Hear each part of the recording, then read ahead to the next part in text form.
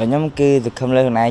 70%កីឡាករគុនខ្មែរកំពុងឡើងជើងឌីមសារ៉ុមនៅតែបង្ហាញក្តីសង្ឃឹមខ្ពស់យកឈ្នះលើមហាម៉ាត់ជាលើកទី2ក្នុងជំនួបសងសឹកនៅថ្ងៃទី11ខែមករាខាងមុខនេះជំនួបនៅថ្ងៃទី11ខែមករាឆ្នាំ2026ខាងមុខនេះគឺជាជំនួបលើកទី2ប៉ែនកាក់មហាម៉ាត់ប៉ះកីឡាករឌីមសារ៉ុមដើម្បីសងសឹកត្បិតការប៉ះគ្នាលើកទី1កាលពីឆ្នាំ2025កីឡាករមហាម៉ាត់ចាញ់ពិន្ទុកីឡាករឌីមសារ៉ុមជាមួយនឹងការប៉ះគ្នាក្នុងជំនួបលើកទី2ជាមួយកីឡាករប៉ែនកាក់មហាម៉ាត់កីឡាករឌីមស្រមបានអះអាងថារូគេបានត្រៀមខ្លួនរួចរាល់ហើយជាមួយនឹងក្តីសង្ឃឹមខ្ពស់ក្នុងជំនឿចិត្តយកឈ្នះកីឡាករមហាម៉ាត់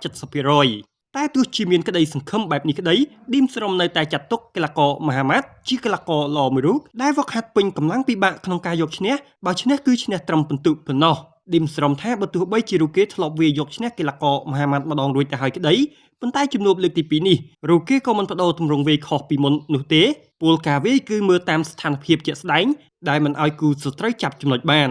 បាទរៀបសួរបាទខ្ញុំធីមខ្លួនពេញគាត់ល្អស៊ូក្នុងចែកទេ